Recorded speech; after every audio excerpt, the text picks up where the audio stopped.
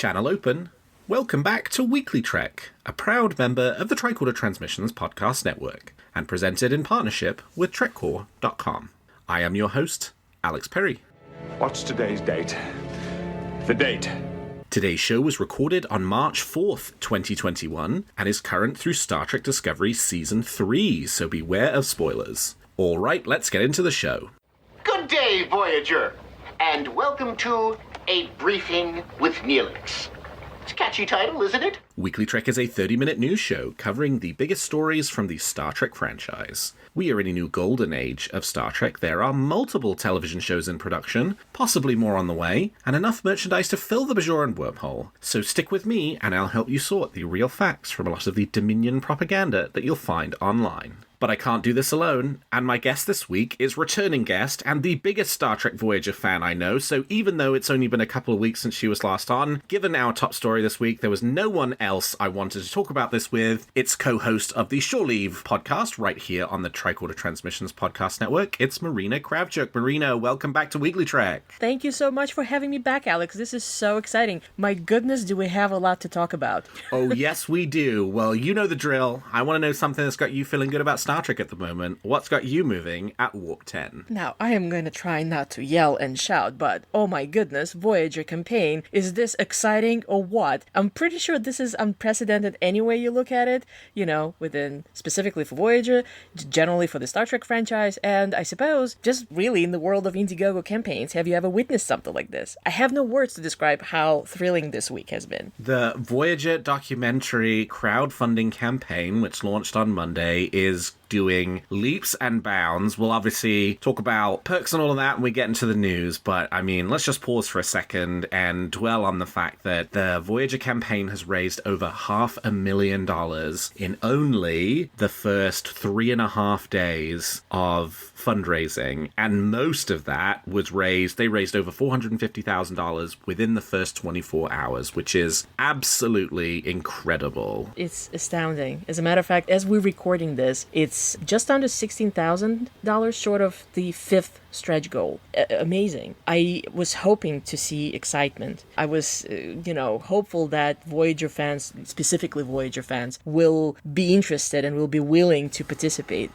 Never in my wildest dreams did I expect to see this kind of response. It's simply extraordinary. And obviously, it's not an entirely fair comparison because the Deep Space Nine documentary, of course, paved the way for the Voyager documentary. I think part of the reason why people are so excited about the Voyager documentary is because the Deep Space Nine documentary is so good. But just on a pure dollar-to-dollar comparison, it took the Deep Space Nine documentary almost 2 days to raise the initial $150,000. It took the Voyager documentary about 12 hours to accomplish that. And in total, the Deep Space Nine documentary raised about $650,000. Well, the Voyager documentary is now closing in on the 600 mark, and there are still like 26 days left of fundraising to go. I mean, obviously, once you get past the first 24 hours, the fundraising slows down a lot, but even if they add another $150,000 over the remaining 3 weeks of the campaign, that's still going to put it ahead of the Deep Space Nine documentary once it finishes fundraising. Well, there are many, and I've had discussions with other fans about this. Obviously,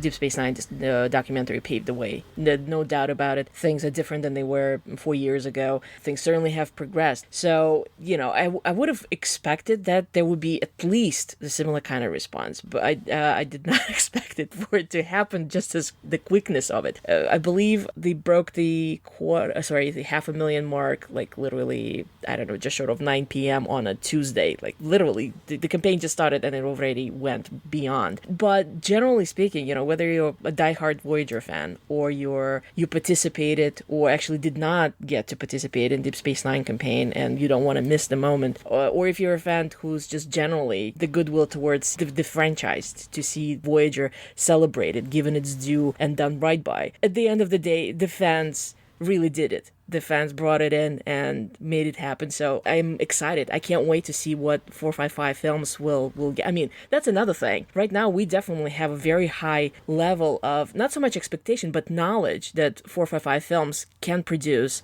and want to produce incredibly quality product, cinematically speaking. I mean, look at the body of work that they already have besides Deep Space Nine. We already have For the Love of Spock and the Captains and the Chaos on the Bridge. So there's no doubt about it. They definitely know what they're doing and they have the passion for this. So I can't wait to see what they will do for Voyager documentary. Well, let's take a quick detour into what I'm feeling good about Star Trek this week, and then we can get to the news and we'll talk way more about the Voyager documentary. Mine is a quick one. We're recording this March 4th, 2021. It's the launch day for Paramount Plus, and Paramount Plus is basically just, turns out, a rebranding of CBS All Access. You load Paramount Plus today. There are no Star Trek movies that were not already available on the service. Some of the issues with episodes that were on CBS All Access continue over onto Paramount Plus, but there's one thing before we recorded, I just rewatched the Star Trek Lower Decks Season 1 finale, No Small Parts, and at the beginning of every episode for Discovery, Picard, and Lower Decks, and I went and checked an episode of Picard to see that this was the case as well, as of 2 days ago, if you loaded them, you got a CBS All Access logo right at the start of the episode. Now you get a Paramount Plus logo, and I have to say, it's not quite the sort of iconic da-da-da-da-da-da that was at the end of every episode of 90s Star Trek, but it is cool to see a different version of the Paramount Mountain logo, but a version of the Paramount Mountain logo nonetheless, attached to modern Star Trek. It's just a cool little tie-back, I think, with that previous era of the show that so many of us remember so fondly. It was sort of a jarring after 2005 when you started to see, Next Generation on Blu-ray and it's got CBS logos and branding all over it instead of Paramount. So it's actually kind of nice. I didn't think it was going to be that way, but really did sort of it was just a nice little moment, which I wasn't expecting when I started watching this episode, to see that kind of iconic Paramount logo again in some way, shape or form connected to Star Trek. So here's hoping for all good things yet to come from Paramount Plus. We obviously haven't gotten them yet, but that was just it was a nice little thing. Yeah, absolutely. I got a little tickle, when I saw my app basically update, and everything changed. I mean, obviously we're talking just rebranding at this point, but still as you said, it's kind of neat to see the Paramount Mountain again. All right, well with that, let's turn to the week's top stories. There's a war going on, and I'm a reporter.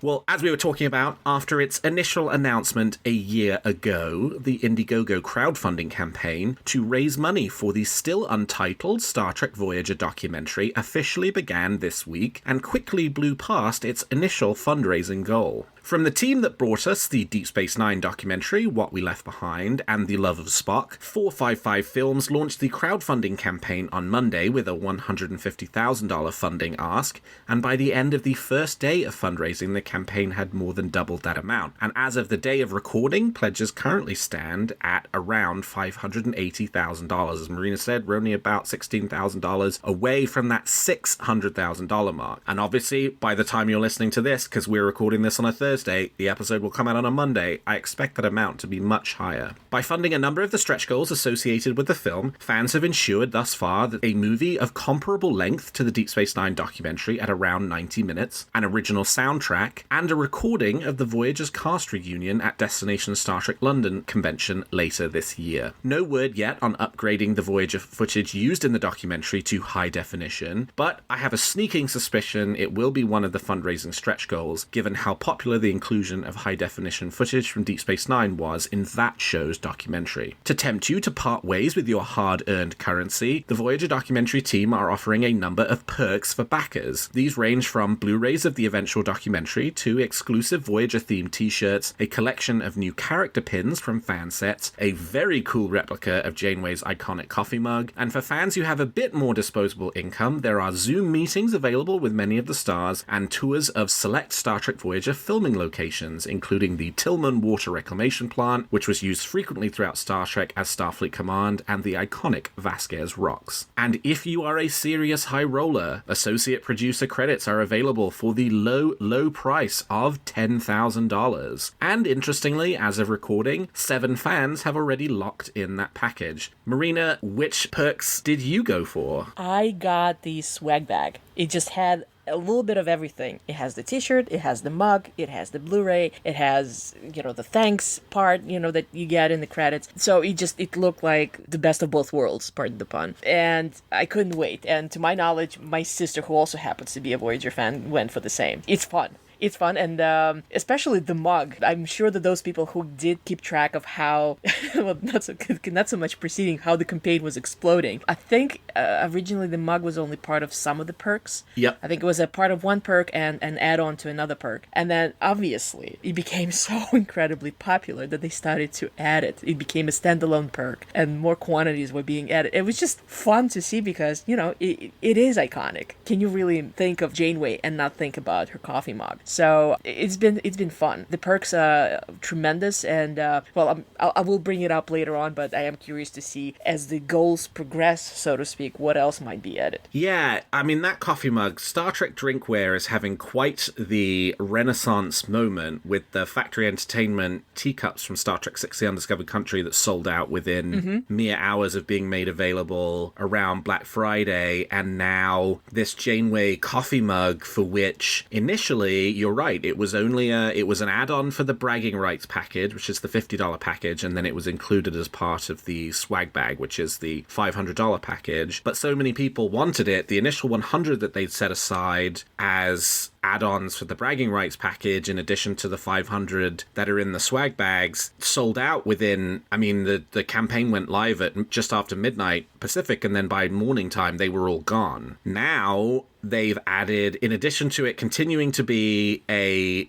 perk of the swag bag, of which they now have sold 122 of those. They also made it a standalone piece which you could buy, so this does not include the ones that were added as add-ons to the bragging rights. 378 sold so far, so they probably at this point, with the ones that are in the swag bag, with the ones that are standalone and the bragging rights, they probably sold 600 or 700 of these coffee mugs. Yeah, I am not surprised. Yeah, it had only made about 150 to 200 of them available. It's incredible. For me, this is the one I'm most interested in. The fan sets, pins, and the t-shirts are great, but this coffee mug, I think, is one that I bought 2 of them just because I like them so much. I'm really looking forward to getting this one. Well, I have to admit, I actually went for the standalone as well because I wanted the 2 of them as well, just to have it as a set. So, it's all about the mugs. But having said that, generally speaking, it's tremendous. I love the fact that we get the new character pin set. Now, I have to admit, I did not go for one for Deep Space Nine. I actually went for a different tier that I really wanted. But when I saw that, I was like, this is something that I did want. And just to point out something, it comes, you can get 5 of each separately. So it comes, 5 characters per set as separate standalone perks. And then you can get all of them with an extra 16th perk with 7 as a Borg. But it contains a very nice tribute to Aaron Eisenberg. It has his Kazon character pin as part of the set. So I thought that was an incredibly lovely touch. And who knows how far this will go. Yeah. We'll talk a little bit more about this at the end of the show, because my theory this week is around the Voyager documentary, but we're early days. As I say, this is Thursday, we're recording, it started Monday. There are 27 days left in the fundraiser, and we're at, I'm looking at it right now, $583,067, which is incredible. Yeah, and I would imagine that, since we're heading into the weekend as we're recording this, chances are we actually will hit the 5th stretch goal sometime within that weekend. That's my guess. What we may not yet know when Season 2 of Star Trek Lower Decks will premiere on Paramount+, but we do know when the first season of the show will be released on Blu-ray and DVD in North America. On May 18th, Star Trek Lower Decks Season 1 will be released on Blu-ray in both regular and limited edition steelbook packaging. In addition to the 10 episodes of the first season, the set will include a number of behind-the-scenes featurettes that explore the creation of the show, including extended and deleted animatics and short features for each of the episodes of Lower Decks Season 1. No word yet on whether that release will extend beyond North America. The first season of Picard was delayed in Europe and other territories by several months, but exciting nonetheless that more Star Trek on physical media will soon be available, and thus far, everything that's been released in North America on Blu-ray has eventually shown up in the rest of the world, so I'm sure Lower Decks will do the same. Marina, do you think you'll be picking up Lower Decks Season 1 on Blu-ray? Oh yes, I am looking forward to that steelbook. It's you have to admit that Lower Decks is quite unique in many ways. Oh, so sure. I can't wait to actually get my hands on all the extra features just to see how they created it, because it's such an explosion of creativity in many ways. So absolutely, it is. I already have it on my in my Amazon list of things to pre-order. So I can't wait. I'm really looking forward to it. Yeah, I mean, I want to know more about the demented minds who helped put this amazing show together. And that extends to the writers, and it extends to the artists, and it extends to the actors as well, because you really do get the sense that the personalities of the actors are quite well embedded within the characters too. I wonder, old Star Trek was not like Berman era Star Trek was very tightly scripted, no improvisation, but I do get the sense that Lower Decks has a certain amount of improv associated with it, which I think is fabulous, for a comedy like this. Seeing that it is a comedy, exactly, you would expect something like that. On the other hand, you have such a specificity of what can be happening. Then again, you do have actors who are fans themselves, so it's not like they would improvise something outside of the world, so to speak. But yeah, it's going to be curious to see. I mean, you already have some inkling on Twitter when various creatives or the actors discuss the series or comment on whatever the fans throw at them. But just to see sort of the official stuff of how they created this is certainly extremely interesting. Much to look forward to. Yeah, and hopefully, fingers crossed, the release of the Blu-ray of Season 1 might potentially herald a possible announcement for a Season 2, right? If it comes out in mid to late May, we think Lower Decks is probably going to be at some point in the summers. I would think so, yeah. Since now we know that we actually can expect, it skips my mind where the release was mentioned, but now that we know that Lower Decks is coming, and certainly Prodigy, and of course Discovery, which kind of surprised me. So I would expect that we were going to be seeing more announcements sometime, I don't know, late spring, early summer, hopefully. Yeah, it was in the Variety interview right. with Yes. Alex Kurtzman and Julie McNamara about the future of the Star Trek franchise. They mentioned the 3 shows were coming. So that's my hope. May 18th rolls around, and then shortly thereafter we find out when Season 2 will be, because what a great way to hook people in to want to watch Season 2. Absolutely. If we're going to get another repeat of, many weeks of Star Trek happening, that's just going to be a delight. Despite the impact of the COVID-19 pandemic on film and TV productions in the past year, awards season continues, and Star Trek productions have received several nominations in various categories. In addition to nominations for Discovery for a GLAAD Award and Lower Decks for an NAACP Image Award for both of those shows' respective diversity, Discovery and Picard are feeling the love for their technical prowess. The Visual Effects Society has nominated the Star Trek Discovery Season 3 episode Su'Kal for Outstanding Visual Effects in a photoreal episode, and Star Trek Picard was nominated by the Makeup Artists and Hairstylists Guild for Best Special Makeup Effects. Star Trek Discovery's costumes netted 6 nominations by the Canadian Alliance of Film and Television Costume Arts and Design for work including That Hope Is You Part 1 and People of Earth. And lastly, right before we started recording, nominations for the Saturn Awards came out. Star Trek collectively, that's Star Trek Picard Season 1 and Star Trek Discovery Season 3, were nominated for 7 awards collectively across both of the shows. Marina, we've certainly enjoyed the stories from many of these shows, but they really have shined in things like visual effects and makeup. Are there any standout moments in costume or effects from Picard or Discovery that you'd like to highlight? It's very hard to choose, so I'd actually rather not prefer to, but I have to say that I'm not surprised at all to see that much recognition, because we kind of, right now in the era of where Star Trek is truly cinematic, even though it's still part of this new version of television medium that we have with the streaming services. So I am super thrilled to see that it is recognized, but it's not surprising because it is most certainly out there at the top, creating high quality, regardless what you look at in terms of whether we're talking visual effects or makeup or the costuming. I was very glad to see that Saturn Awards acknowledged the acting. So besides, acknowledging the effects and the costuming in the other award nominations, Saturn actually, I believe, let's see, we have the Best Series and the Best Actor and the Best Actress and the Best Supporting Actor. So there is acknowledgement across the board. It's wonderful to see. I can't wait to see what the results are, because I think there are real chances. I mean, between Picard and Discovery, we've had a truly outstanding both performances and creative creations. I'm sorry, that's the best way I can put it. But yeah, I'm not surprised to see this much acknowledgement out there. As a matter of fact, since we are in the award season, I expect that there's going to be more. Yeah, I think that's right. I think there is more coming. I'm very pleased to see, as you say, Sir Patrick Stewart nominated for Best Actor for Star Trek Picard Season 1, Sonequa Martin-Green nominated for Best Actress for Star Trek Discovery Season 3, and Issa Briones nominated for Star Trek Picard Season 1 in the Best Supporting Actress category. Really, really fabulous to see that, and of course, great to see them also. I think Discovery was nominated for Best Series, which is very exciting. And, of course, in all these technical categories, writing is very much a matter of taste, right? There's some people who like writing in a certain way. There are some people who dislike writing in a certain way. Nobody can deny that the visual effects and the makeup and the costumes on these shows are absolutely stunning, top-notch, cinematic, as you put it. I think that's very sort of correct. And thank you for actually saying the word. What I was saying about the creations, I meant to say the technical creations. But, and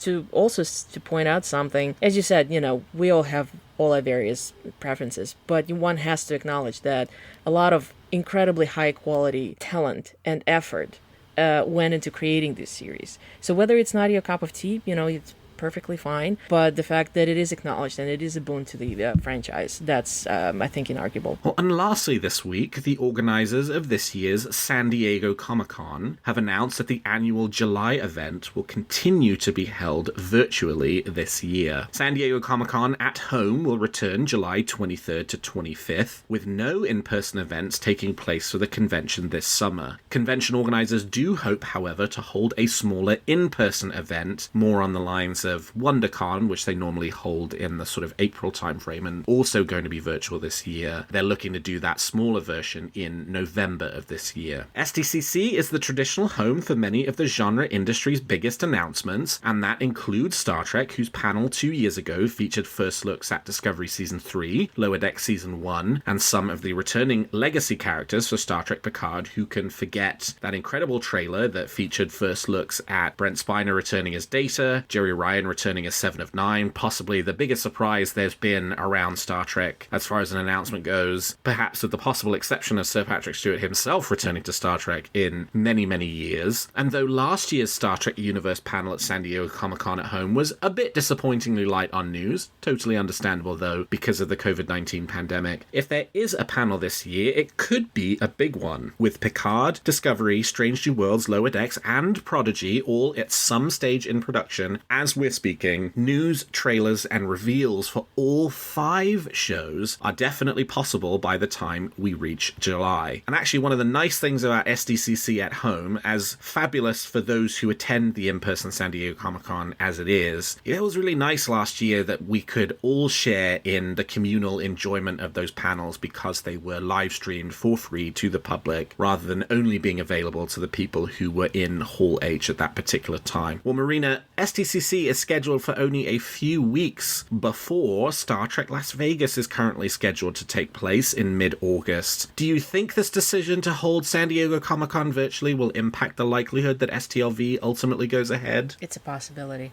At this point, the way things are, I honestly cannot see things even possibly thinking about opening up for in-person events and just generally gatherings until sometime in late summer. So STLV, I feel, is kind of on that cusp between absolutely no to possibly maybe yes. So we shall see. At this point, between San Diego is in July, but already several conventions that normally happen first half of the year, they all either became virtual or pushed their dates further into the year or even into 2022 in some cases. So it's again a game of waiting. Only now we do have a very solid experience with this sort of thing. Obviously, we won't know more until we get closer to whichever event we're talking about, whichever date that event is scheduled for. So, but something that you mentioned, the fact that virtual events in general, we did have an opportunity to experience San Diego panels, and that the same thing was true for other large events that normally whoever's there experiencing it live, everybody else has to just read the news. So I'm kind of hopeful that now that there is experience with how to do virtual events, that San Diego will have an opportunity to, app the game, perhaps do their panels live, perhaps have something else with actually, a two-way involvement between whoever's presenting and the fans, rather than pre-recorded panels that they had last year. So we shall see. At this point, I was not the least surprised to see the announcement. It was just one of those things that was coming. It is one of the largest events in the world, so not surprised. And yeah, as far as Vegas is concerned, waiting. Let's see what happens. Yeah, I think it's not necessarily a for sure death knell for STLV, because as you say, SDCC is in a whole other universe in terms of its size, right? I mean, Star Trek Las Vegas is a few thousand fans. STCC is tens of thousands, if not 100,000 fans. Well, yeah, pardon me for interrupting. The one, 2016, I think that's the last time that I kind of kept track of where the conventions were falling in terms of attendance. I think close to 170,000 for San Diego, and New York Comic Con actually set the record, I believe, at 180 that year. So we're talking monstrous Comic-Cons, monstrous conventions. Las Vegas certainly is nowhere near that kind of crowd of people. But nevertheless, I mean, we're still talking about a whole lot of people in a very enclosed space. Yep. I'm really hoping that vaccinations will pick up. Things will start slowly but surely changing. They already are, I hope. And let's see what happens. But until we get closer, realistically, everything is basically guesswork. And I think that's what these convention organizers are doing, right? They're making their best guesses. I mean, I think for something of the magnitude of SDCC to go ahead, probably July is not the right time for that, since you're talking about, as you say, 180,000 people. I mean, that's a small city-sized number of people being on the move to San Diego. For something like STLV, maybe we'll have to see. As you say, depends how well vaccinations go over the next couple of months. I mean, we're being promised that potentially we have a really nice, potentially quite normal summer in store. So, that maybe speaks on the hopeful side, but you also just have to think that, we've been served up a massive amount of disappointment over the last 12 months in terms of what's going to happen. And so I think